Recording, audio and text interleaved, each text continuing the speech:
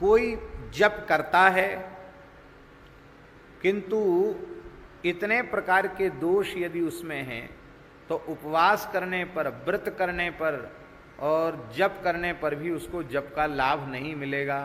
कौन कौन? तब से हम कैसे हैं? तो बाबा बोले कि हम कॉपिन भी उतार देते हैं तो हमारा परीक्षण कर लो कि हम योगी हैं कि भोगी। एक बहुत ध्यान से सुने, बुरी ऊंची बात बता रहे हैं। थोड़े समय के लिए उस साधु में वो विकृति आई थी और उनका शरीर पूरा हो गया। अरे भाई, गुरु भाई, तुम तो मर गए थे, शरीर तुम्हारा पूरा हो गया था, तुम कैसे बहुत दिन बाद दिखाई पड़े, कहाँ हो? बाबा बोले हम करेंगे तो सब, पर तुम जाते जाते हमको दर्शन दे के जाना कि हम साकेत जा रहे हैं। तो बाबा कहते मैंने स्वयं देखा, पुष्प विमान आया और वे महात्मा दिव्य रूप धारण करके, पीतांबर धारण करके मेरे सामने बैठकर बोले अब हम साकेत जा रहे हैं। वैष्णवों का विशेष आदर करने वाले हैं। एक बात हम आपको बताएं, हमारे महाराज जी के निकट एक सिद्ध पुरुष विराजते थे, महापुरुष श्री हरिराम बाबा, बड़े उच्च कोटि के महात्मा थे, भगवत प्राप्त संत थे। तो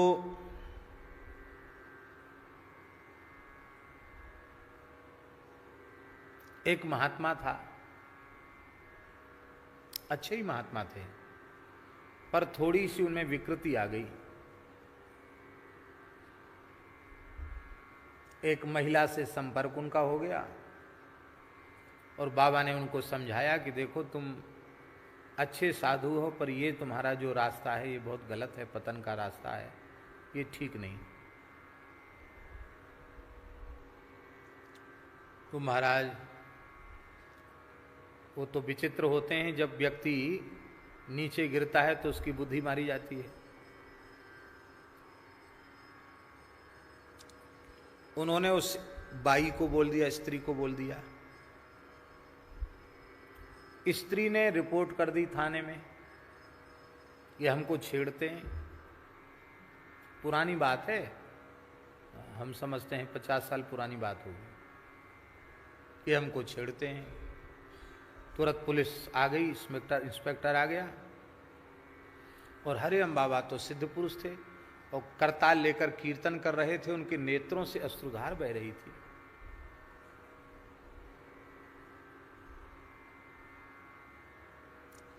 तो पुलिस का जो अधिकारी था उसने देखा इन संत की रिपोर्ट, जिनके आंखों से झरझर आंसू बह रहे हैं, कीर्तन कर रहे हैं, इन संत की रिपोर्ट।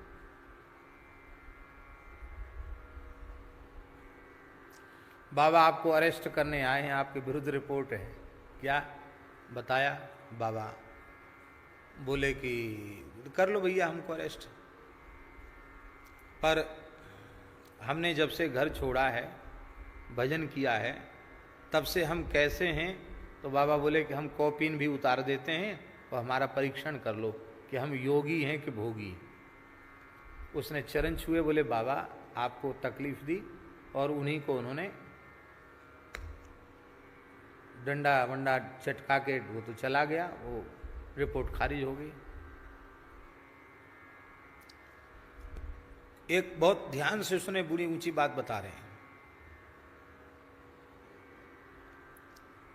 समय तो सबका आता है, थोड़े समय के लिए उस साधु में वो विकृति आई थी और उनका शरीर पूरा हो गया। स्वाभाविक ही एक दिन हरिराम बाबा अपने ठाकुर जी की सेवा कर रहे थे, शालिग्राम जी की, हनुमान जी की। तो वो महात्मा घोड़े पर बैठे हुए सामने आ गए। बढ़िया घोड़ा है और सुंदर साफा बांधे हुए हैं, सुंदर तिलक लगाए हुए हैं, और साधु का ही स्वरूप है, बढ़िया सुंदर स्वरूप, घोड़े पर बैठे हुए हैं। घोड़े से उतरे, बाबा को दंडोत किया उन्होंने। अरे भाई, गुरु भाई, तुम तो मर गए थे, शरीर तुम्हारा पूरा हो गया था, तुम कैसे बहुत दिन बाद दिखाई पड़े, कहाँ हो? ये घोड़ा कहाँ से ले आए? उन्होंने कहा कि हम इस समय भैरव जी के पास रह रहे हैं काशी में। इस समय हम काशी में भैरव जी के पास रह रहे हैं और भैरव यातना यम यातना से भी भयंकर होती है, क्योंकि यमराज जो वैष्णव हैं उनको दंड नहीं देते हैं। नाम मात्र के भी वैष्णव हैं, उनको यमलोक में दंड नहीं है। तो यम यातना से तो हम बच गए, लेकिन हमसे जीवन में कुछ गलती हुई थी, उससे हमको भैरव जी के यहाँ जाना पड़ा। हम भैरव जी के यहाँ हैं। तो बाबा ने पूछा वहां क्या? बोले यमलोक से भी अधिक यातना वहां भैरव जी के दरबार में है। पर आंख में आंसू भर के उन महात्मा ने कहा कि मुझे वहां किसी प्रकार की पीड़ा नहीं है। क्यों? बोले भैरव जी हमारा बहुत सम्मान करते हैं। बोले ये तो वैष्णव संत हैं, हम तो वहाँ राम राम करते हैं और हमको वहाँ किसी प्रकार का कष्ट नहीं है। और कहाँ गए थे? बोले हम नंदन वन से फूल लेने गए थे, क्योंकि भैरव जी अभी विश्वनाथ जी की पूजा करने वाले हैं, तो उनके शिवार्चन के लिए पुष्प लेने गए थे। स्वर्ग से पुष्प लेके आ रहे थे। बाबा बोले हमको दिखाओ। दिखाए, दिव्य सुगंध, दिव्य पुष्प, ऐसे धरती पर पुष्प हो ही नहीं सकते। बाबा बोले कुछ हमको दे दो। बोले हम बिना उनकी आज्ञा के दे नहीं सकते। तो मेरे सामने आए क्यों? बोले हम इसलिए आए हैं कि जीते जी तो पता नहीं चला तिलक और तुलसी की क्या महिमा है, जब पाठ की क्या महिमा है। अब समझ में आया कि ऐसे होने के बाद भी भैरव जी वैष्णव होने के नाते मेरा कितना आदर करते हैं। अब आप जल्दी करो कि हम राम जी के चरणों में पहुंच जाएं। बाबा ने पूछा कैसे पहुंचोगे? बोले काशी में मेरे निमित्त 1 वर्ष तक वैष्णव ब्राह्मणों को, संतों को एकादशी व्रत कराया जाए, फलाहार कराया जाए, द्वादशी को पारायण कराया जाए और एकादशी जागरण करके कीर्तन कराया जाए।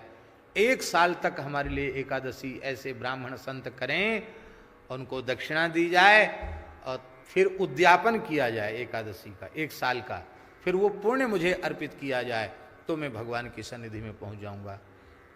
बाबा बोले हम करेंगे तो सब, पर तुम जाते जाते हमको दर्शन दे के जाना कि हम साकेत जा रहे हैं। तो पूज्य श्री गुरुदेव भगवान भक्तमाली जी ने पैसे की व्यवस्था की। बाबा तो फक्कड़ थे और काशी में एक ब्राह्मण देवता थे, उनके यहाँ सब संतों को, ब्राह्मणों को हर एकादशी और द्वादशी को प्रसाद की व्यवस्था हुई, कीर्तन आदि की व्यवस्था हुई। और जिस दिन कार्तिक शुक्ल द्वादशी को वो हुआ, उद्यापन हुआ, तो बाबा कहते मैंने स्वयं देखा, पुष्प विमान आया और वे महात्मा दिव्य रूप धारण करके, पीतांबर धारण करके मेरे सामने बैठकर बोले अब हम साकेत जा रहे हैं।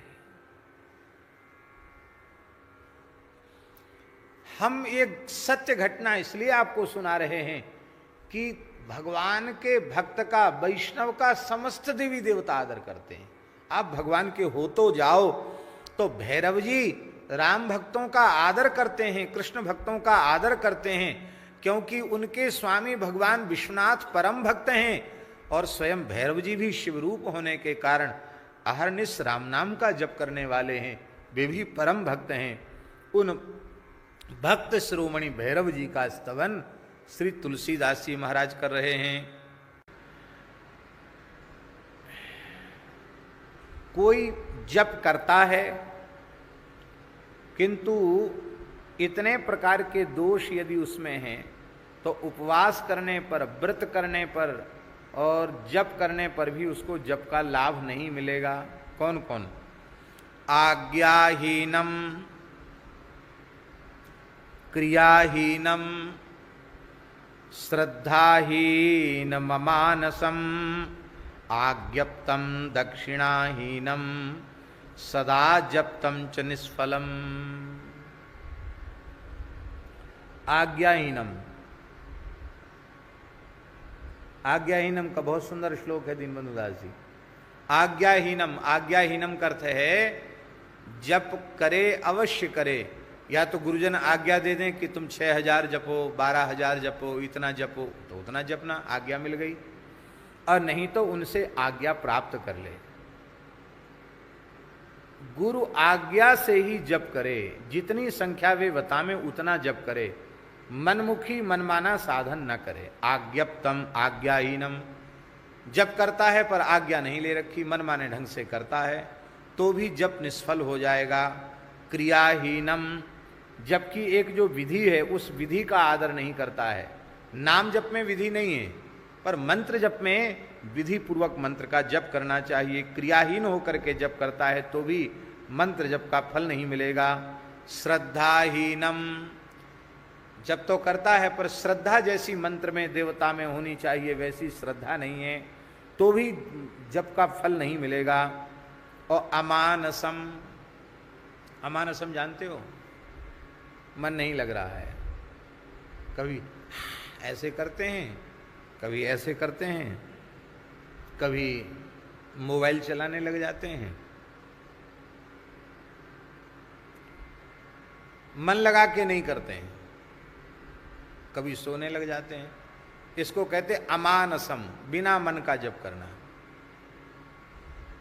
पूज्य पंडित जी महाराज जप करते थे तो नेत्र खोल के ऐसे जप करते थे, नेत्र बंद करके नहीं। क्यों?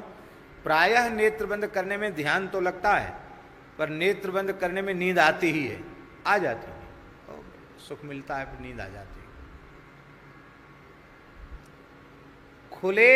खुले नेत्रों से भी ध्यान किया जाता है। बंद नेत्रों के ध्यान की अपेक्षा खुले नेत्रों से ध्यान थोड़ा कठिन तो है पर खुले नेत्रों से ध्यान बंद नेत्रों के ध्यान की अपेक्षा खुले नेत्रों से ध्यान ज्यादा श्रेष्ठ है। तो अन्य मनस्क होकर जप नहीं करना चाहिए, मन लगाकर करना चाहिए। आज्ञप्तम,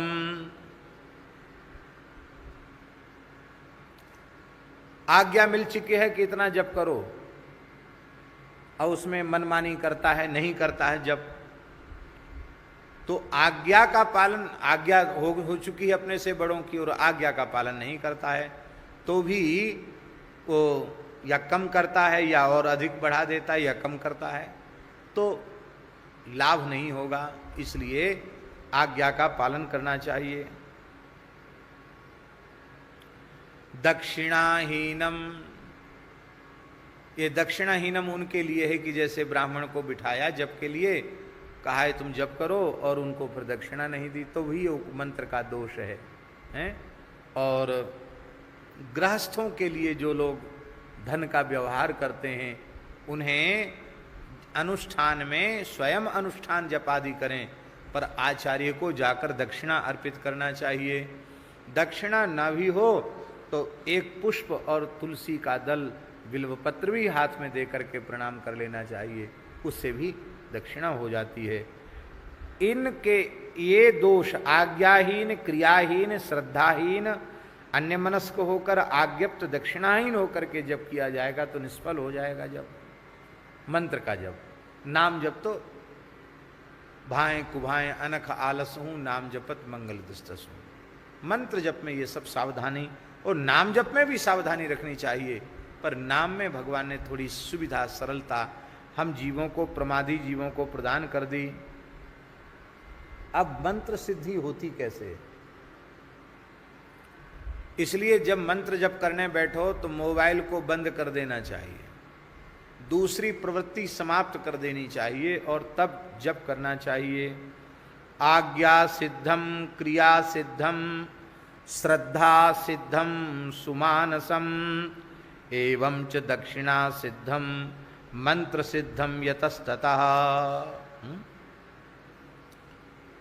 आज्ञा जो मिल गई वो पूरी करे। क्रिया सिद्धम,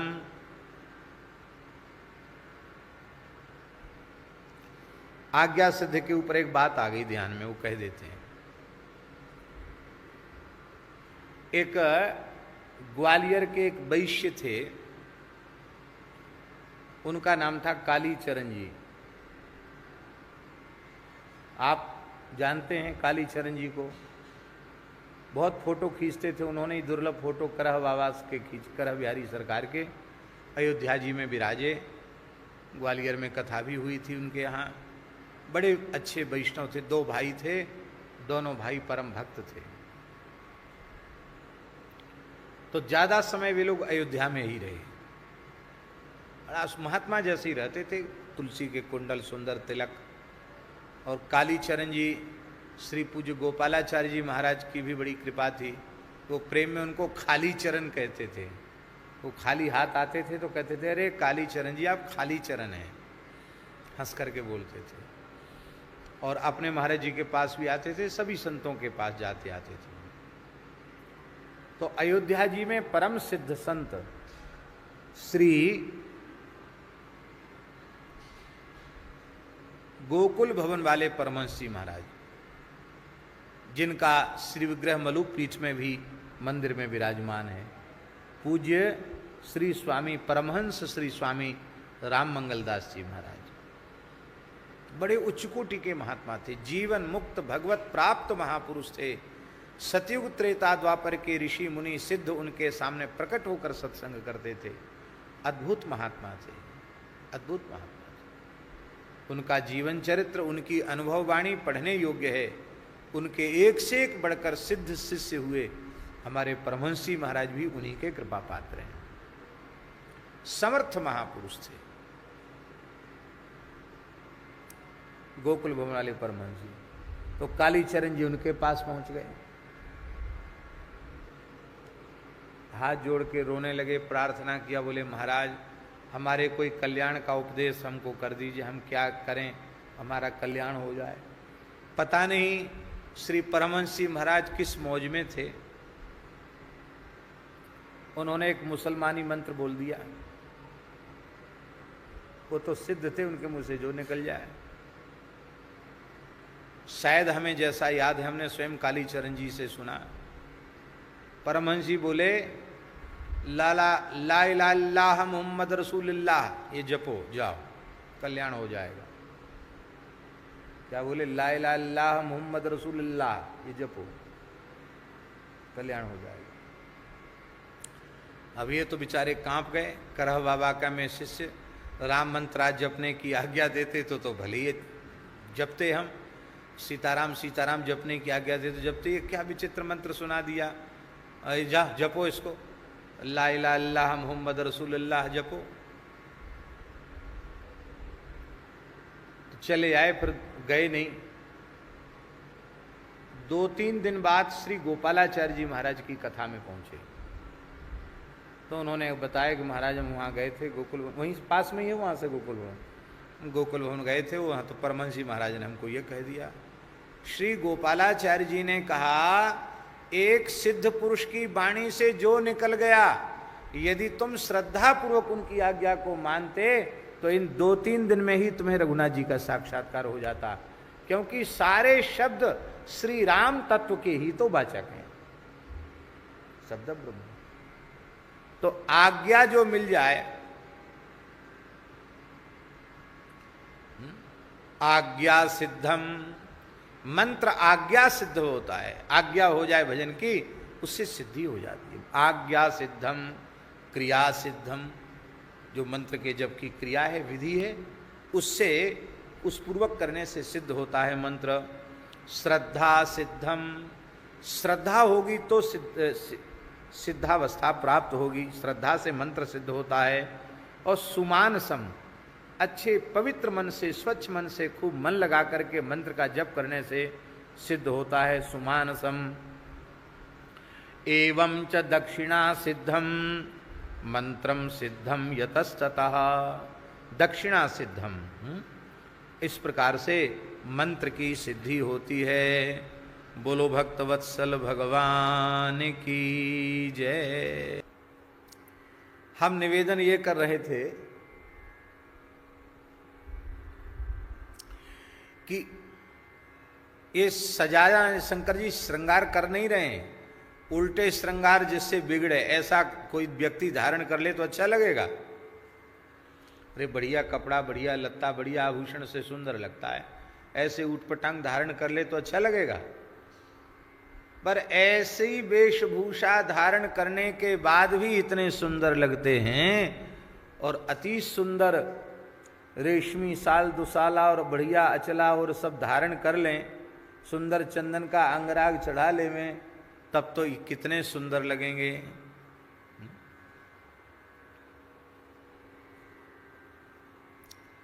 शिव पुराण में वर्णन है। शिव पुराण में वर्णन है कि भगवान शंकर के विकट वेश को देख करके पार्वती जी की माता मैना वो कोप भवन में चली गई, मूर्छित होकर गिर गई, रोने लगी। हमने क्या बिगाड़ा था नारद जी का, हमने क्या बिगाड़ा था सप्तर्षियों का, हमको ठग लिया। ऐसे वर के लिए हमारी बेटी ने कठोर तप किया, बताओ।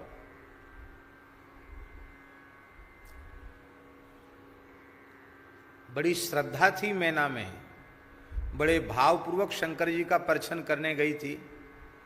जैसी सुंदर स्वर्ण थाल लेकर के गई, आरती का थाल उठाया, दुल्हा की आरती की जाती है। भगवान शंकर की लीला है, उनके कंठहार बने नागराज ने ऐसे किया, जैसे ऐसे फों किया तो दीपक तो वो आरती तो बुझ गई। और माताएं तो सहज भीरू होती हैं, डर उनमें स्वाभाविक डर होता है। और सर्प फों कर दे तो माताओं की क्या चले, हम आप बड़ी लंबी चौड़ी बातें कर रहे हैं, ये सांप वहां भी फों कर दे तो सब उठ के भग जाएंगे यहां से। तो महाराज जैसे ही सर्प ने फों किया, फुफकारा, वो माता जी के हाथ से थाल गिर गया, पछाड़ खा के गिरी, भगदड़ मच गई। शंकर जी थोड़ी देर खड़े रहे, फिर नंदीश्वर को मोड़ दिया, बोले चलो जनवासा।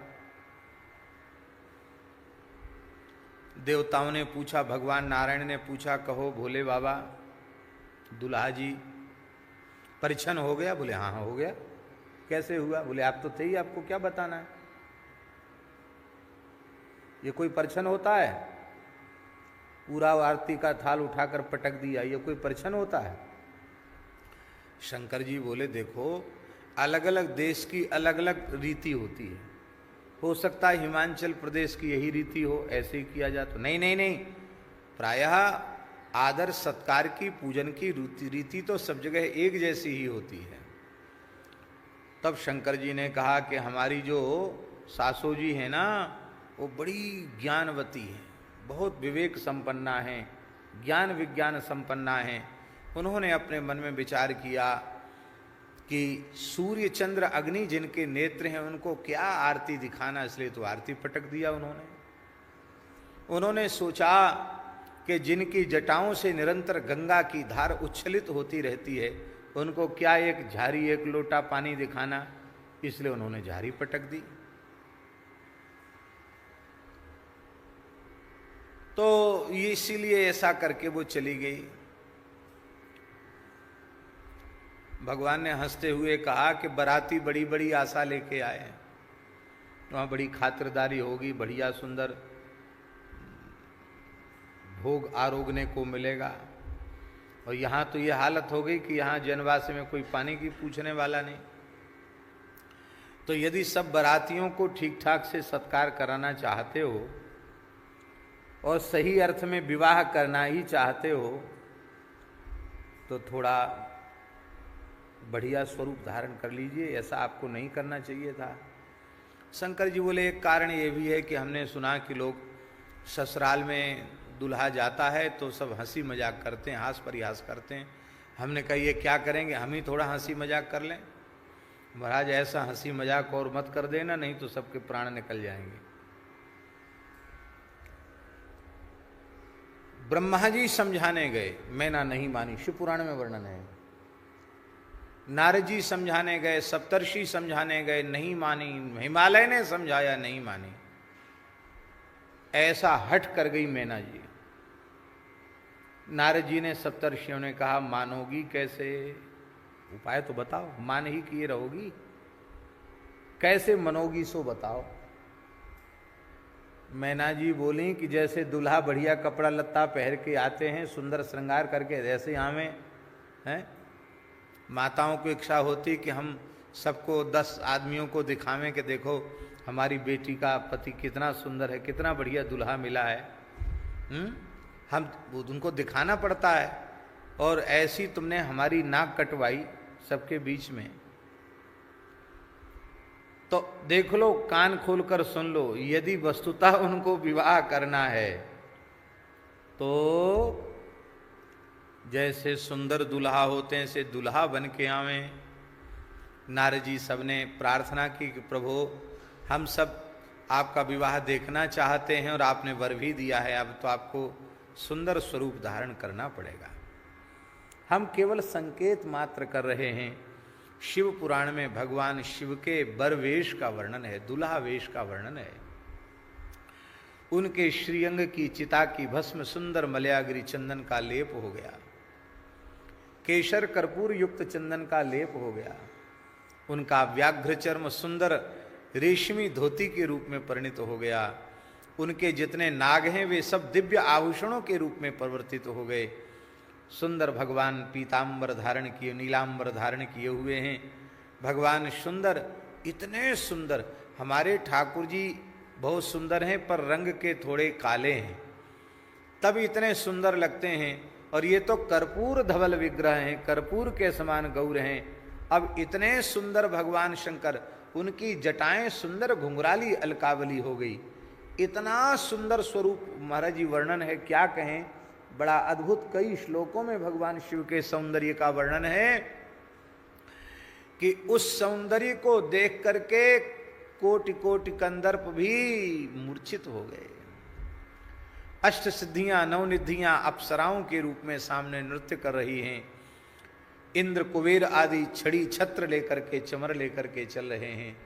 चंद्रखंड के समान अत्यंत शुभ्र निर्मल विशाल नंदीश्वर के ऊपर विराजमान है।